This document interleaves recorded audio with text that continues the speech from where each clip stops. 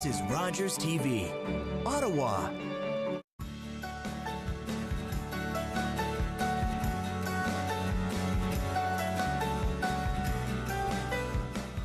Welcome to the Ottawa Experts. I'm Alfonso Cuadra, and we have an exciting show for you today. We are talking about finding happiness in relationships.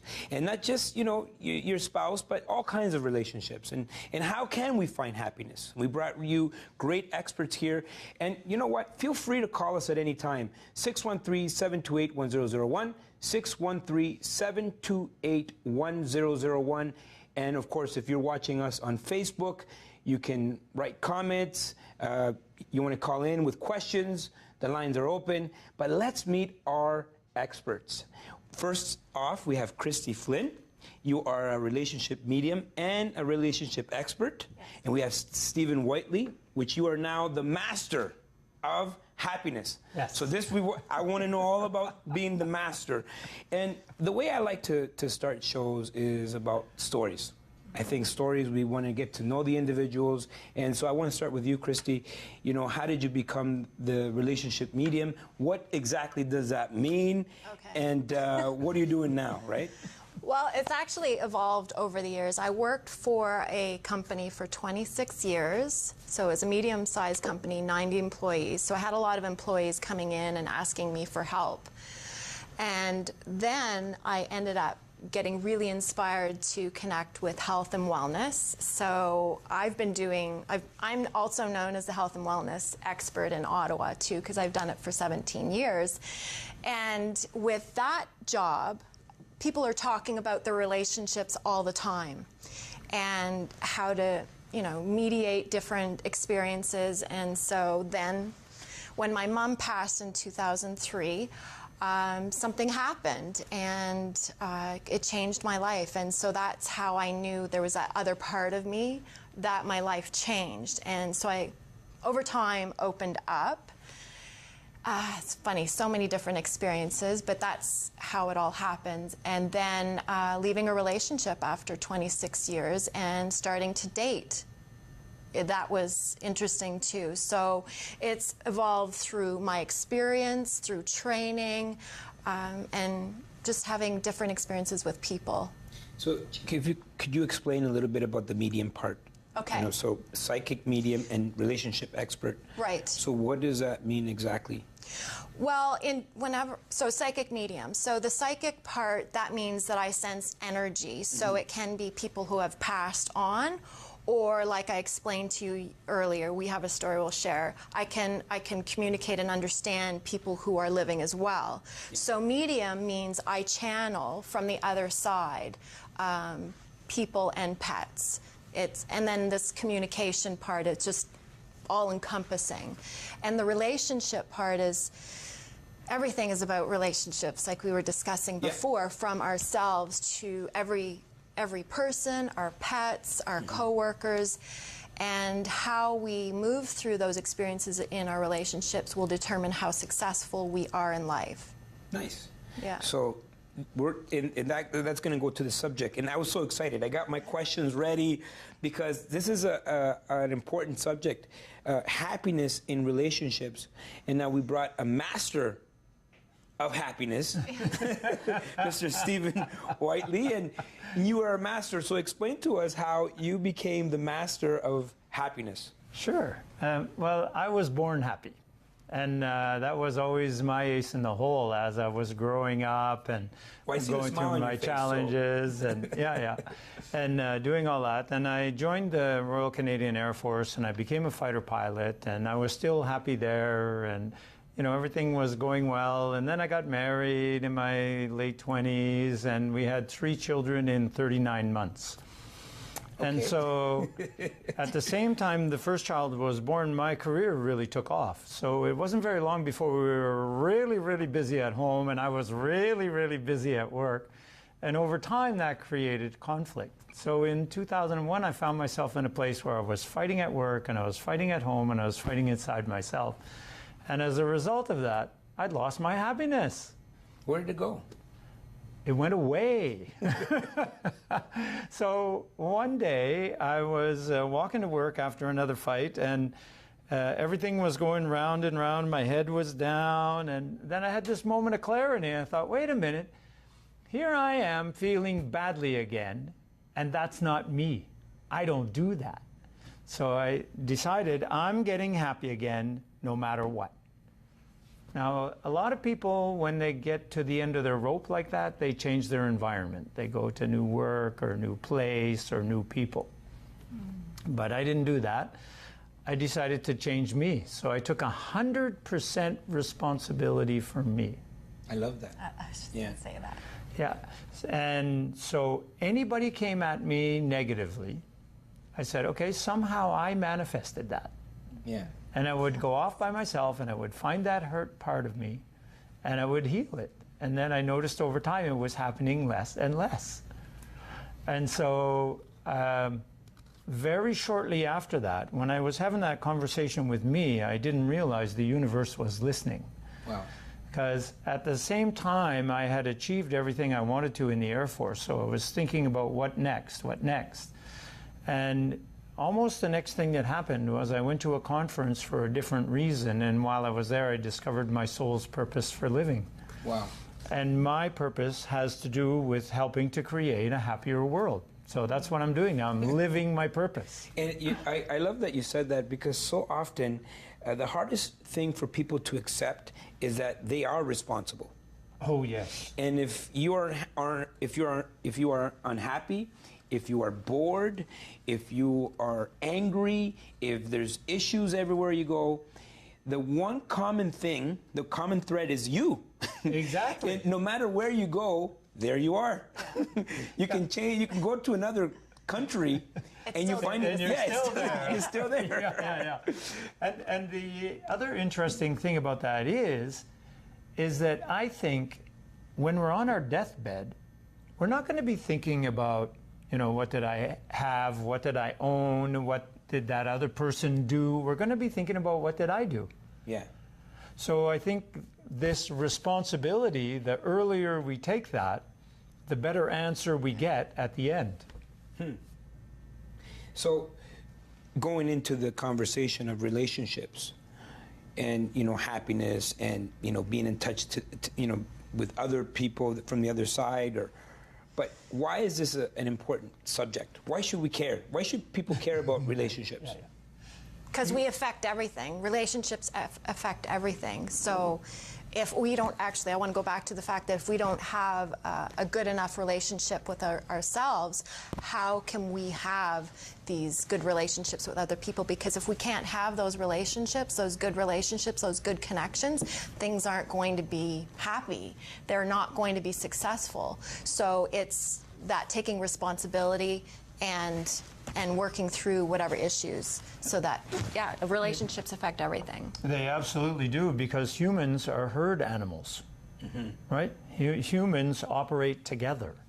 And like Christie said, everything comes from relationships. You know, if you want to get rich, you don't go to your garden and dig up money. It only comes from other people.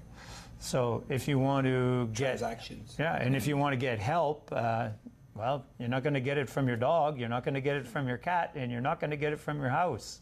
But if you want help, it's got to be other people. So, do you find people don't put a relationship as an important, you know, aspect of their life? For example, they focus on other things like money, career, things like that, and then relationships are kind of down in their category?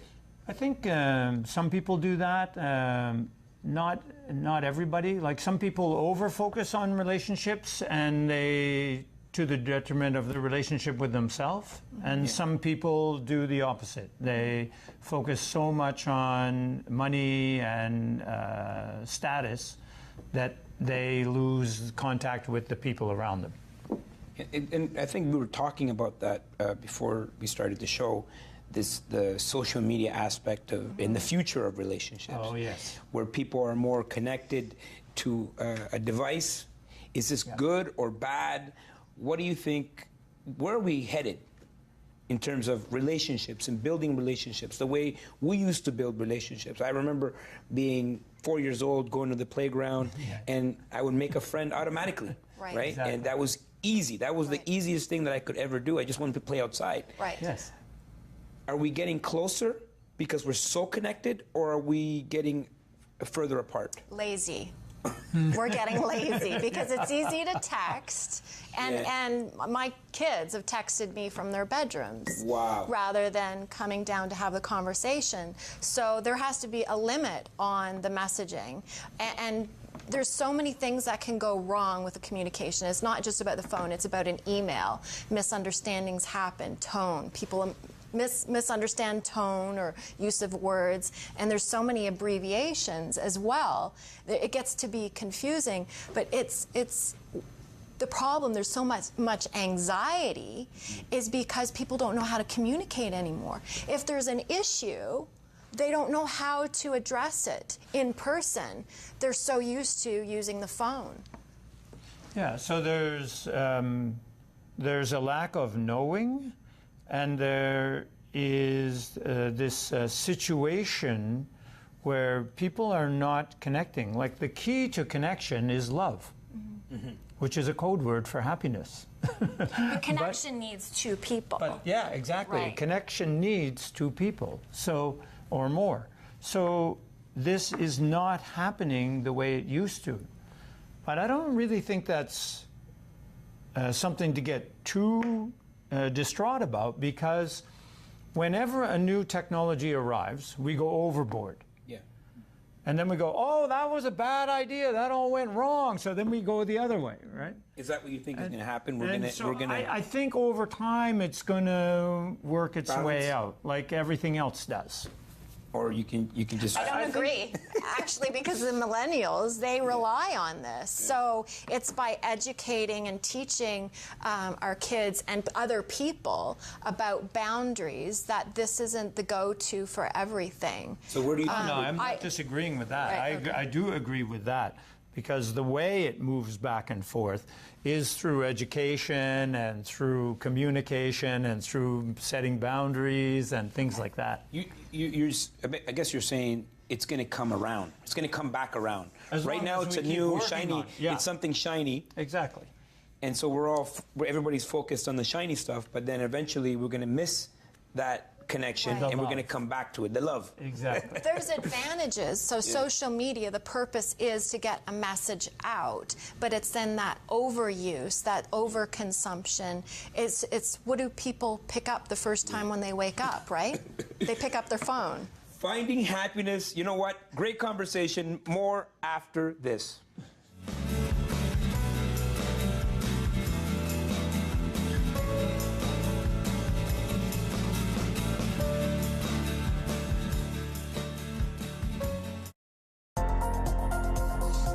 The following program is brought to you by Rogers Anyplace TV. Enjoy exclusive content for free. Visit RogersAnyplaceTV.com. Hey everyone, it's Carla from Carla in the Kitchen. Join me every week as I give away some of my top secret recipes. These smell so delicious. We'll see you in the kitchen.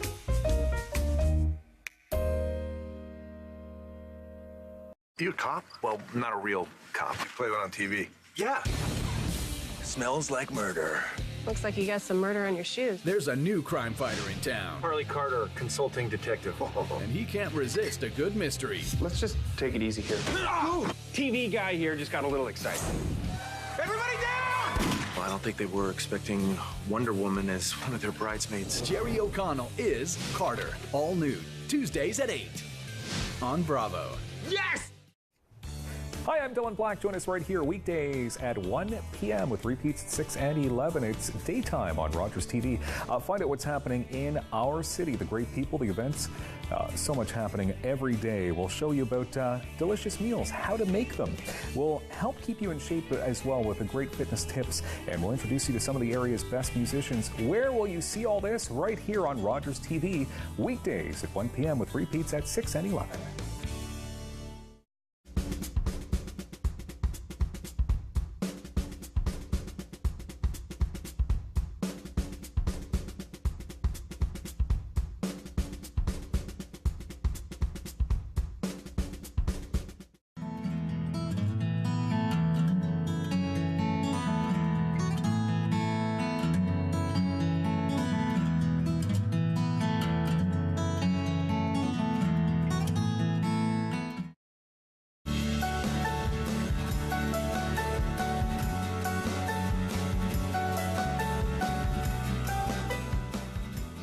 Welcome back. We are talking about finding happiness. Do you hear me? Happiness in relationships. And we have masters of happiness. We have masters of relationships. We have mediums. It's going to be an incredible show. I want you guys to call in 613-728-1001. 613-728-1001. The number is on the screen. Call in with your comments. And by the way, I love where we were going, where the future of relationships. And we got kind of cut off. We went to break, but we'll come back. We can come back right in. We can jump right into that. And so you were saying? Well, I was saying that with technology, there's an advantage to it.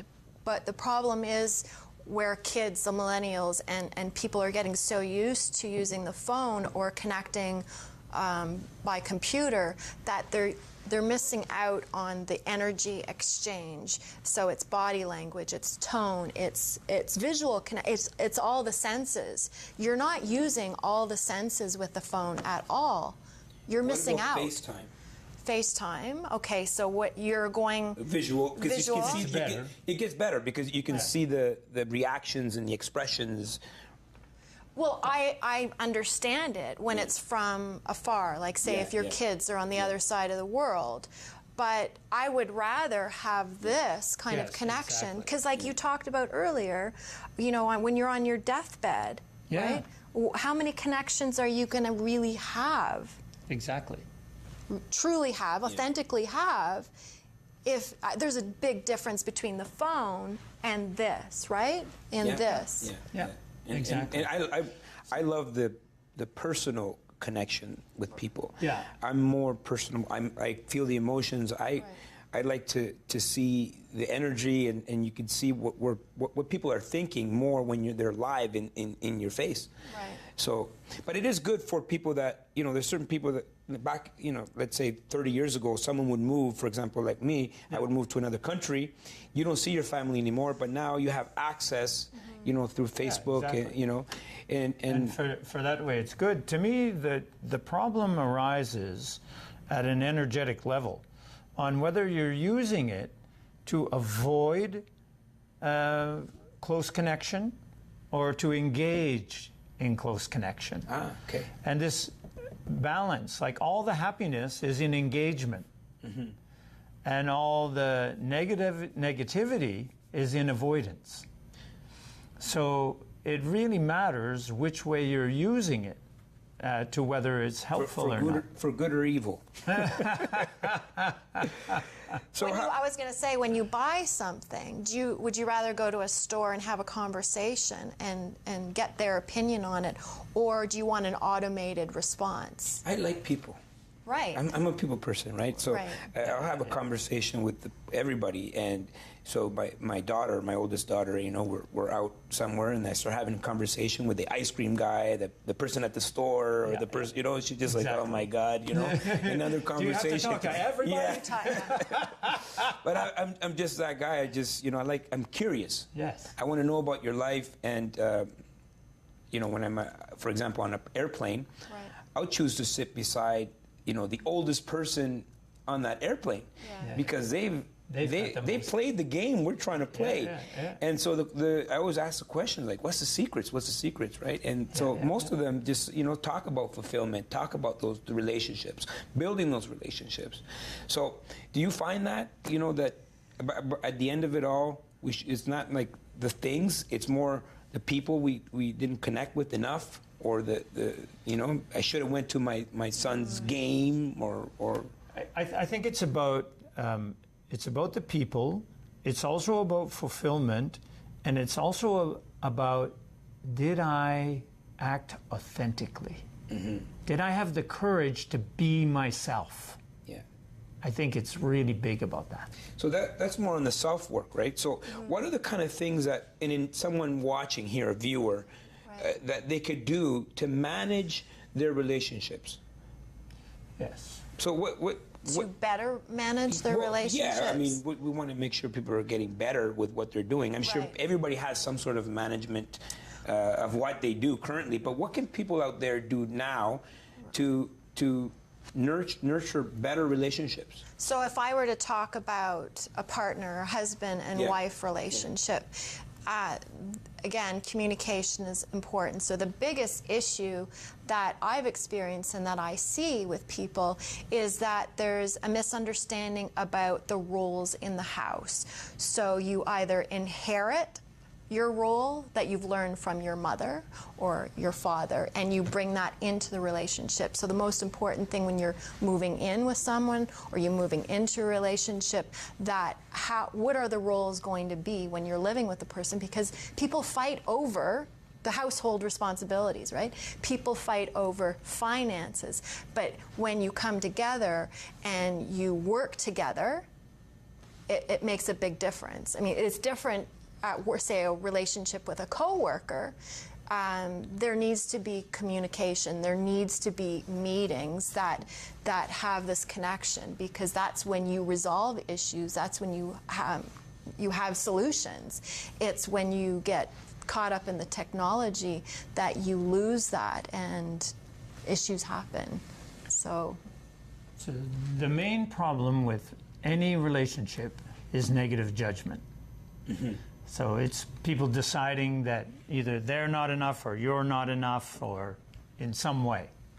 So there's two things that I can think of that really help out to avoid that. The first is to understand each other's love languages. I heard about this. Yes, I heard about this. So people receive love in different ways. Exactly. So don't, like what most people do is they give to you what they want. Yes. Right? Or how they see, how they perceive love. Yeah, exactly. Yeah. So what we want to do is get smart enough, get observant enough to really pay attention. What does that person like? And give them what they want. Yeah.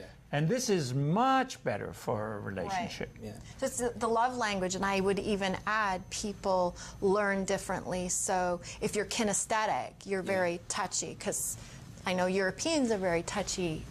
And so that's how they show love, like a love language. Yeah. Or the people is all about feeling and communication and, visuals.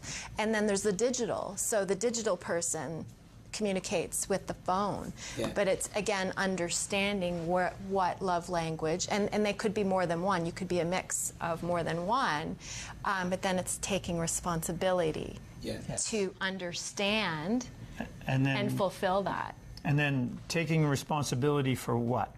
Taking responsibility for the first thing is the idea is, what is the purpose of relationships? Right? To me, the purpose of relationships is to help us figure out what our shortcomings are that we decide we want to work on. That what am I doing that's a part of the problem? And is it something I'm willing to do something about? Mm-hmm. And if we look at conflict this way, because that's usually what conflict is about, it's different ideas and conflict about behaviors. So if we look at conflict as a discovery process, then when somebody really lights up and goes, "Hey, you!" then if you can have the presence of mind to go, "I see that you're angry. I will hold a space for you while you figure out what that is about and what you want to do about it." Mm-hmm. And this way, you don't escalate it. So, easy to say, right? Oh, yes. Oh, yes. Boundaries. I mean, this is where the master, this is how you become the master. Yeah. Not everybody's there are like other that. things you can Not say. everybody's like, well, it's teaching others. Yeah. So boundaries are really, really important. Yeah. It is teaching people how you want to be treated. Yeah. So it's teaching them your love language. It's helping them to understand your love language and working to understand their love language. Yeah. But it takes work. Yeah. Oh, and we don't necessarily are able to figure it out on our own. That's why counseling or having someone come in to help support and give ideas, because when you have different personalities, it isn't always that easy. When you're in a problem, It's very hard to solve it. Because you're in it. Yes, exactly. When you're outside the problem, it's usually very easy to solve it. Yeah. So it's always helpful to have, you know, a coach or a helper or a counselor or whatever. This is a great idea because people go to counseling when there's an issue. Mm-hmm. And I always believe that you should go to counseling before there are issues to start to know each other. It's like getting an oil check or oil change, right? You're not going to get an oil change after the engine's like run down. You're going to do it, you know, you're going to have it's like a checkup. So I like that. Now, how can we reduce the stress? And why do we have so much stress when it comes to relationships? Yeah, so the reason we get stressed is that people get defensive. And the reason people get defensive is they get attacked. They get defensive because they have an ego. Yeah. We talked about that before. Yeah, exactly. When we attack somebody, their ego lights up and they go, hey. It's personal attack. Yeah. Right. The problem with that is that the learning stops then. Mm-hmm. And so, you know, if we approach life as a growing process, so I'm always learning, I'm always growing, then we can see conflict as being the ignition of that process. It starts it off because, here's something that somebody has found that we can work on.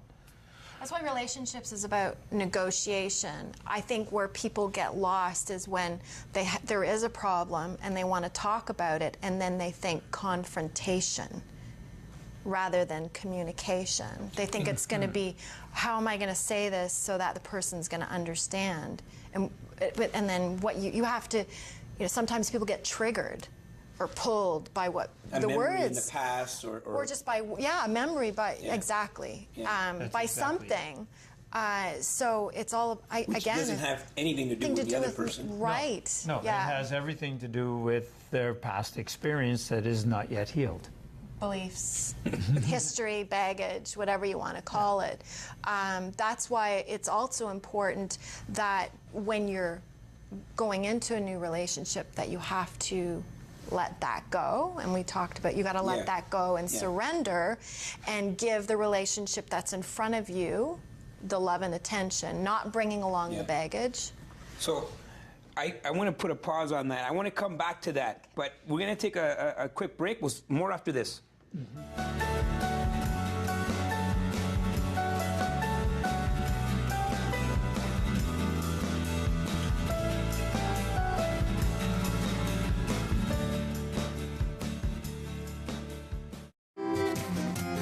Where did she come from? She's dressed black and white. She told me everything is gonna be alright. At St. John Ambulance, we're all about community. We teach life-saving skills and provide community support through our volunteer services. All St. John Ambulance product sales and training registrations support these important services. Volunteer, donate, or enroll in a program today so we can continue to have an impact on our community. Visit sja.ca to learn more. At St. John Ambulance, we do more than save lives, we change lives. People ask me, like, why Ferris is written? Why did you do this? Walking into this bedroom, I got the chills because this is like stepping into one of the most beloved movies of all time. It's a big task, and it's a big attraction.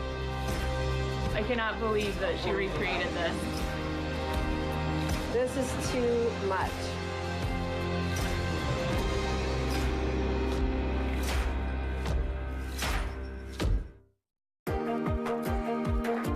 It gets you out into the community and you meet so many new people and experience so many new opportunities and builds my self-esteem and my confidence level. What I've learned here as a new volunteer is different skills that I thought I would never even be interested in learning.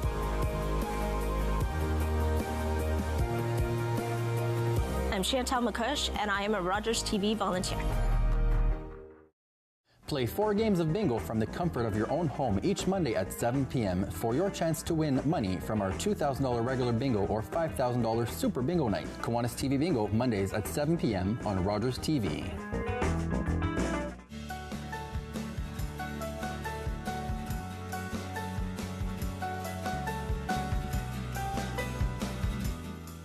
and we are back. We are talking about finding happiness in relationships. And we went, we talked about a lot of different subjects. The future of relationships. My good friends, give us a call, 613-728-1001. The number's on the screen. And we have great experts here. We have a medium, we'll talk about that, and we also have a master of happiness. And before the break, we were talking a little bit about that ego.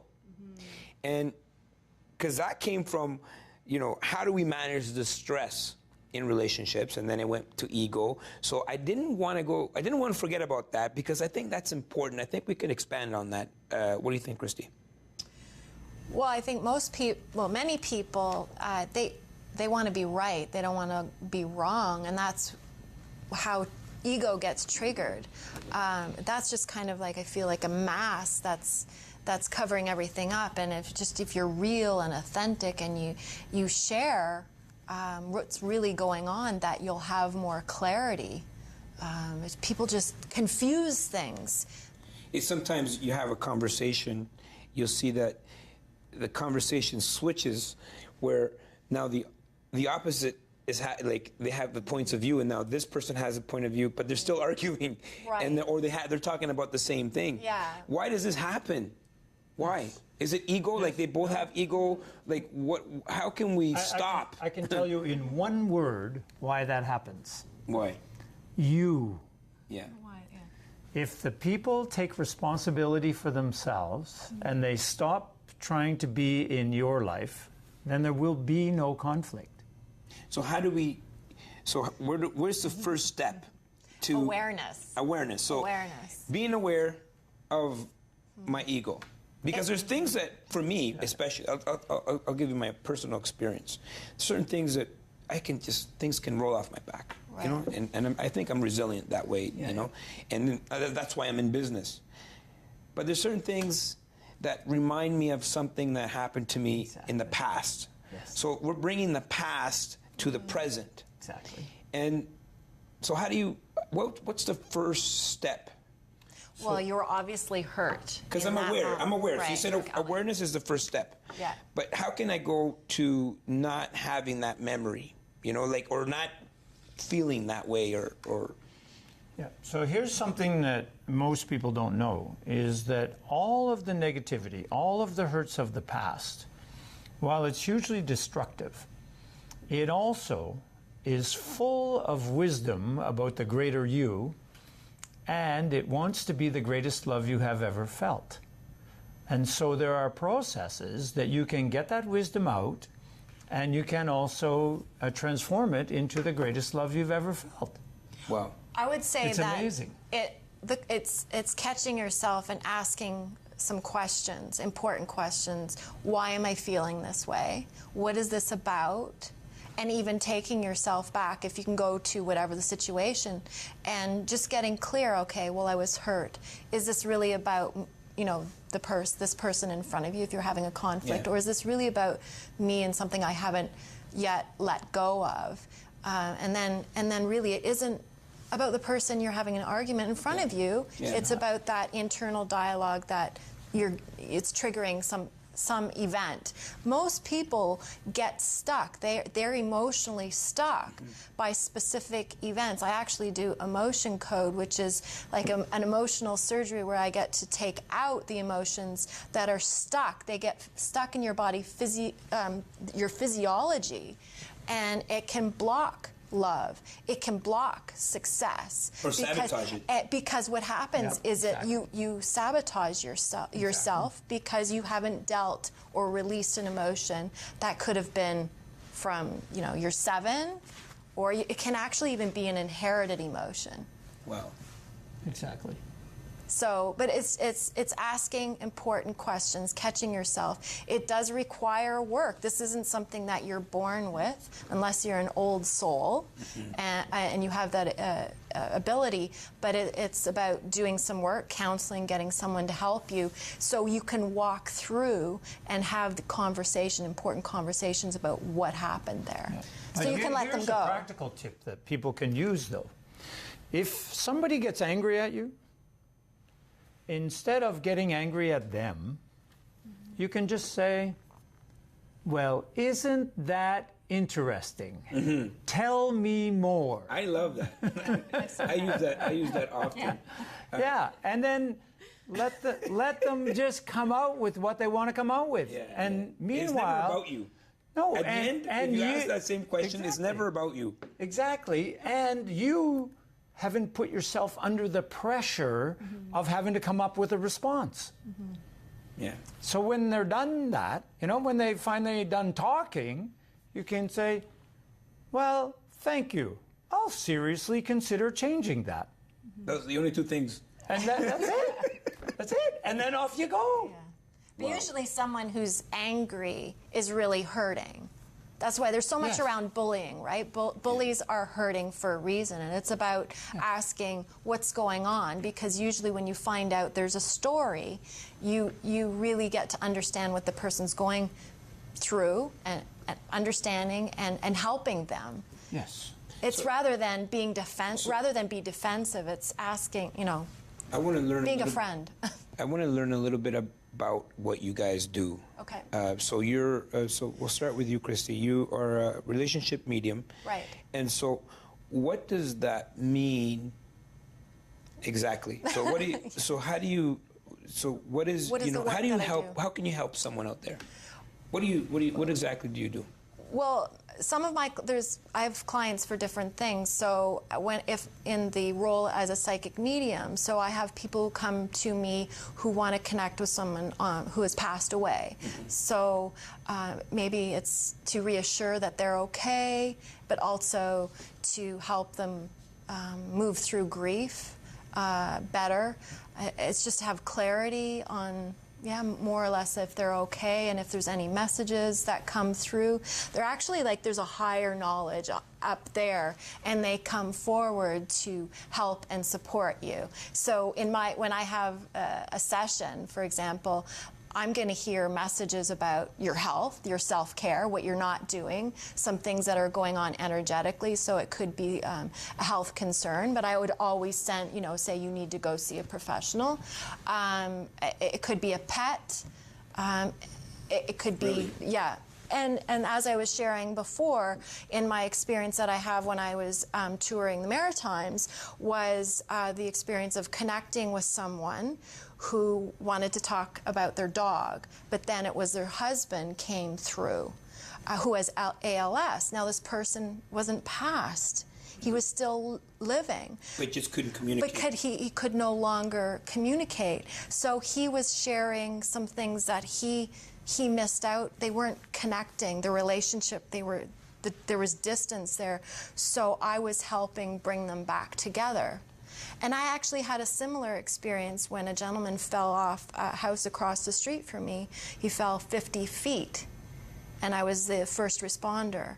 And I was told that he had passed, but I was wondering, and I was getting messages, and then I found out, well, he hadn't passed. And then I was wondering, well, why was I getting these messages? Because he wanted to connect with, he had a message for his partner on the construction site, because his friend was taking it all on himself. So it was all about me connecting and sharing messages. So that's part of the work that I do. And coaching, I've been a health and wellness expert for over 17 years and help people with respect to that.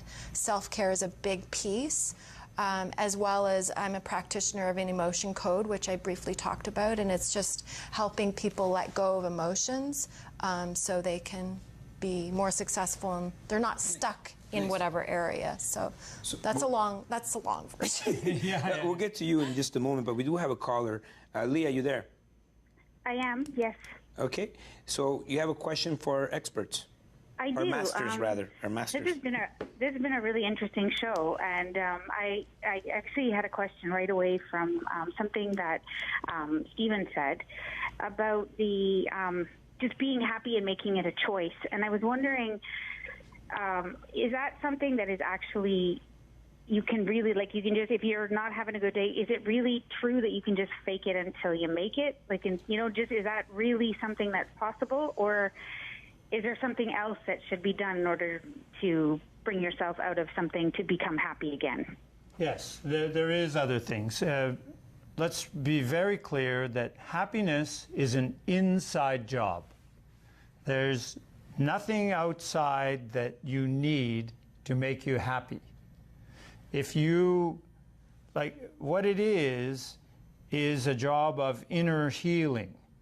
So it's a choice, and it's a choice followed up by action.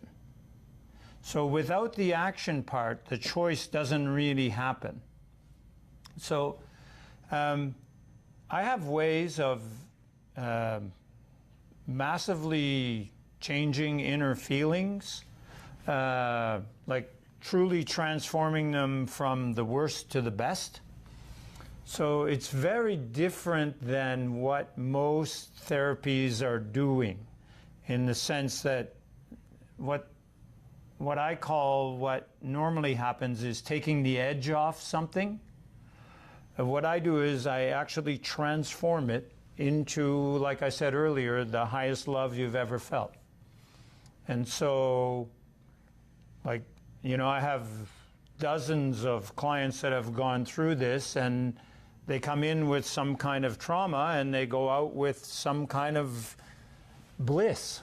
Yeah. It's amazing. Really. So I'll let you answer as well. I like that question. I have a comment to that, but I want to let you answer that question as well.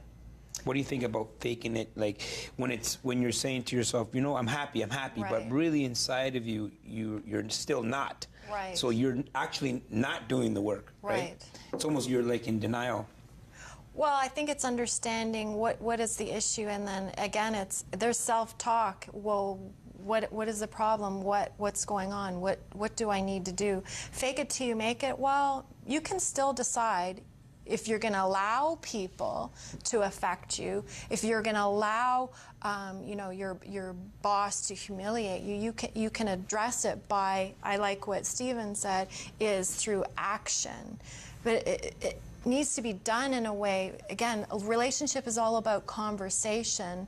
And with respect to her question, it's a great question. It's getting to know yourself and what's important. Yep. And what you want, what you value, your moral code, and when you have a greater understanding, yeah. We're going to come back to that more. And by the way, it's a great show. You guys better come back more after this.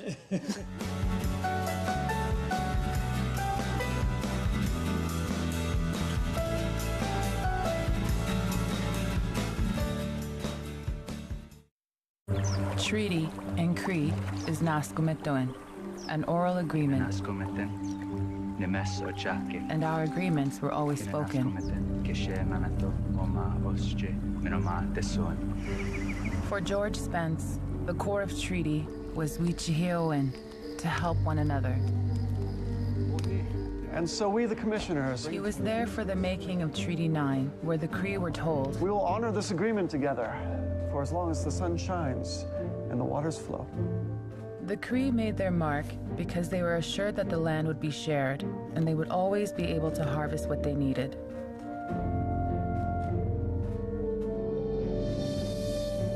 George Spence was my great-grandfather. In his life, he saw many promises of the treaty go unfulfilled. Treaties were essential to the creation of Canada. First Nations still fight for the agreements to be honored. A properly fitting life jacket or personal flotation device will keep the wearer afloat. Adult flotation devices are fitted by chest size. When fastened properly and lifted, the PFD should not be able to be pulled up past the wearer's nose and ears. With inflatable PFDs, it is a one-size-fits-most. When worn, it is best to leave the straps a little loose, so there's some room if the jacket needs to be inflated. Uninterrupted coverage of speeches from Ottawa's business leaders, visionaries, and social figures. Watch new episodes of Podium at its new time, Tuesdays at 9:30 p.m., exclusively on Rogers TV. Hi, I'm Kathy Donovan, host of Refresh Your Passion, a speaker series for people who want to do more, be more, have more, and share themselves more in the world. Refresh Your Passion, only on Rogers TV.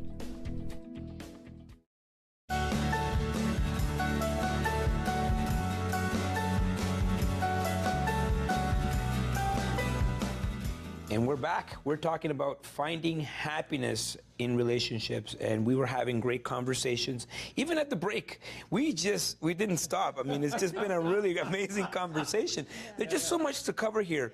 And before the break, we had a really interesting caller where the question was, you know, what about when you want to experience happiness, something happens and you just, you know, you put on a smile, but, you know, you're kind of faking it, but inside of you, something is not, it's not right. Moving. Yeah. And so I have a big, my idea is like standing in your truth. And the second you're in denial, you're still going the other way, where you can have acceptance and then let go, and then forgiveness. Right. So what's your opinion on that? So I would totally agree with what you said. Like we talked about earlier, you know, the core of happiness is loving yourself. So when you're loving yourself, then there's not all kinds of turmoil in there. So there's ways to do that, but it's very difficult to love yourself if there's all kinds of negative stories going on in there.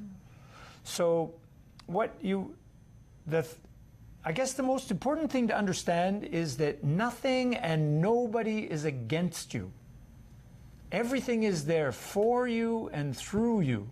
So when hurt comes, it's there for you and through you, and if you accept it, and then you learn from it, and then you institute new ways of being, maybe some forgiveness, maybe most of all forgiving yourself.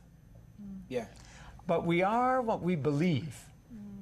And so we need to learn to change what we believe. And as we do that and start to love ourselves more and more, then the whole world starts to shift around us. I'd like to add on to that. So you're talking a lot about loving yourself. So what is loving yourself? Loving yourself is self-care. It's setting boundaries for what you want in your life and what you don't want in your life. And there's a really important strategy that I'll share with you. When you can really get clear on what you don't want in your life, make a list, whatever you're having problems with, whatever area, your relationship, work. Make a list of what you don't want, so you have clarity on what you want to have in your life. So then when you're clear on what you want to have in your life, you make that the focus. And when that becomes the focus, that's what you're going to start to attract into your life. You understand what I mean? Does that make sense? Yeah, we have another caller. Different caller, but same name, Leah. Okay. So interesting. Leah, are you there? Yes, I am. Okay. You have a question for our masters. I was wondering if the experts have any tips for parents with very young children who are dealing with sleep deprivation, emotions, running businesses, just a very busy life. Yes. Okay. So what I would say about that is there's a few things to understand. First of all, we don't own our children. We're there, you know, we have responsibilities for them, and we want to teach them certain stuff. But what they learn from us is more what we do than what we say. And so it's really important to understand that we are the example. And if we become the example of learning and growing and loving ourselves, then they take that on as well. And if we take on the notion of conflict and blaming and complaining, then they take that on as well. So really, when we have children, the most important thing is still loving ourselves.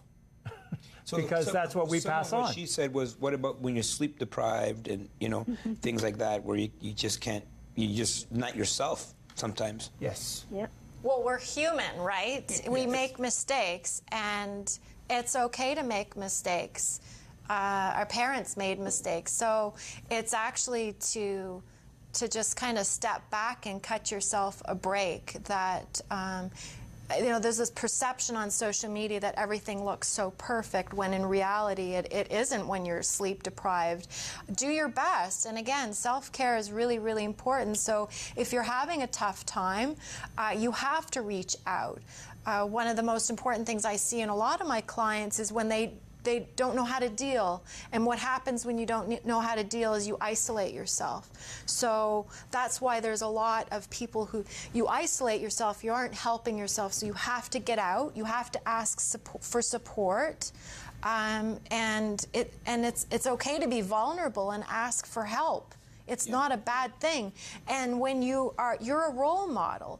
And if you're teaching your kids it's okay to ask for help. I think the problem that we're experiencing is we're not allowed to ask for help. We're supposed to be perfect. And that's tiring. We're supposed to have all the answers as parents. Right. Yeah. Exactly. And also even acknowledge, oh, I made a mistake on that with your kids. So you're teaching your kids that it's okay, and then you self-correct. Because again, there's this whole idea around perfection and how you're supposed to be, and that's not reality. We're human. We make mistakes. Yeah, and to add on to that, if you don't know, it's okay to say you don't know, and then say, hey, let's go find out. Yes. Yeah. And so, you know, if you do loving and laughing and living and learning, then I think you're in good shape. And I know that can be really challenging when you have a lot of toddlers running around. But the more you can make that happen, and the more you can stay one step ahead of them. So if they get bored, then you have a problem. But if you have activities that they can do and they can like and they can learn from, then everything goes a whole lot easier. It's also important to teach your kids to be rather than to be busy. Yeah. Because Yes. we hear so much, I'm crazy busy. So what are we teaching our children? What are we teaching the next generation? And what's the perception of time? Right. When was the last time you turned off all social media, TV, everything, and you just picked up a book? Books are important. It helps with that internal monologue, that internal conversation where you can detach and let go of all technology and just be, but being a role model to let them know when it's okay to ask for help, and surrounding yourself with a community where you're supporting each other.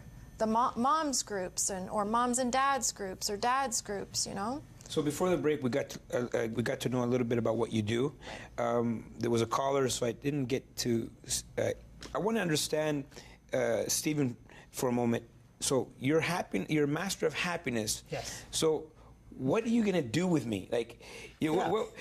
So like we talked about, you know, a lot of these anger moments are linked to hurts from the past. So I have ways of healing all the hurts of the past. And everybody is more than just a body and a mind.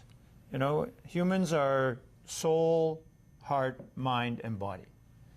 And if you start with the soul or the heart, then things work better than if you start with the mind or the body.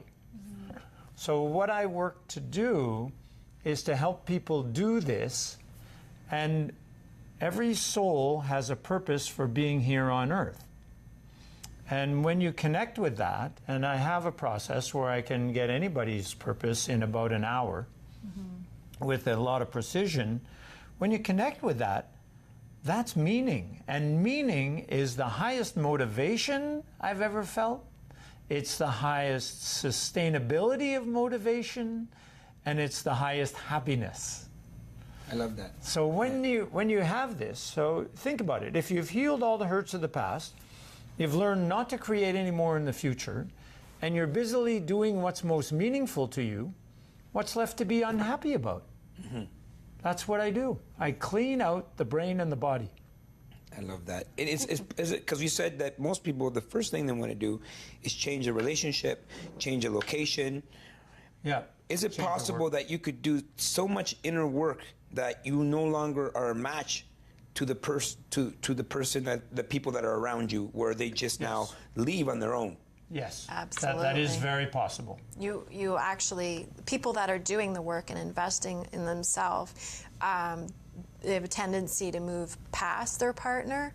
So it's up to the partner to either move up with them and do the work, or the distance will be so much that they just grow apart. That's why many people in their 40s are going through separation and divorce, is because they've lost touch. Yeah. But they have a responsibility to catch up so you can continue to walk together, or it won't work. So. And what should we do in those cases, like relationships? Because we want to have happiness in relationship, but if that relationship is no longer, then that's part of the process, letting go. Yes, and the important thing to realize is that all relationships end sometime. Right. So do you want to live in misery for a long time, or do you choose to be authentic to who you are? Right. So how do we determine whether it's me, or it's, you know, if they're going to leave, is it because I need to do work, or is it they're just leaving because I've done so much work that it's no longer compatible? It depends on the situation. It could be a combination of all of them, right? It's probably some of all of that, because everything flows from decisions and actions. Right. And so all the little decisions that get made and all the actions and the inactions that happen lead to this steadily eroding of the relationship bank. Yeah. And it's almost never one or the other. It's both. And I think, in my experience, I married young, so I really didn't know what I wanted in a partner. And so, and for my generation, we think you're supposed to be married for a lifetime, but what I came to the conclusion is relationships have a life of its own. It doesn't necessarily mean it's our whole life. And so when people get attached to that. Right, and it is really not fair. There is not death to us part. Right. Yeah. Right. So people feel very uncomfortable with being a divorcee, but it's part of life. I want to thank you guys. I mean, I feel that the viewers got so much value out of this, and we could have done easily 2 hours. What do you think? Oh, yes.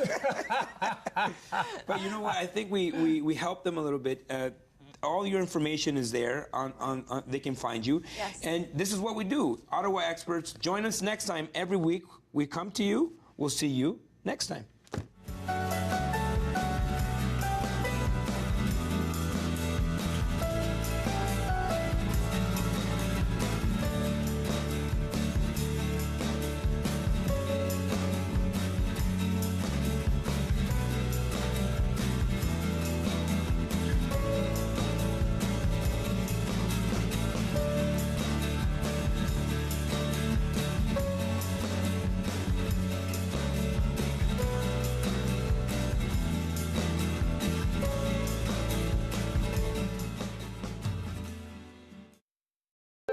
Call the Rogers TV viewer response line, email us, or connect with us on social media.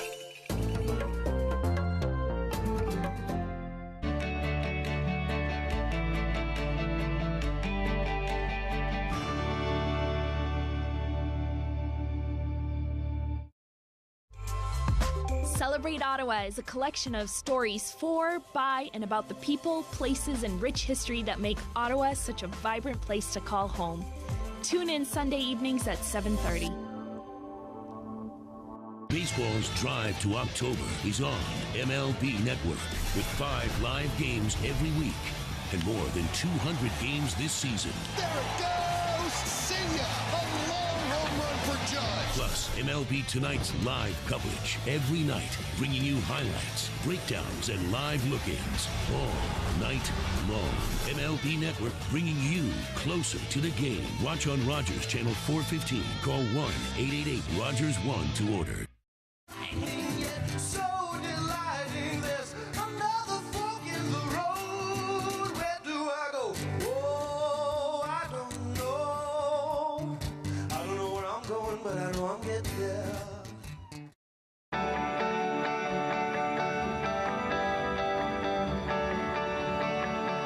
This is Rogers TV, Ottawa. The following program is brought to you by Rogers Anyplace TV. Enjoy exclusive content for free. Visit RogersAnyplaceTV.com.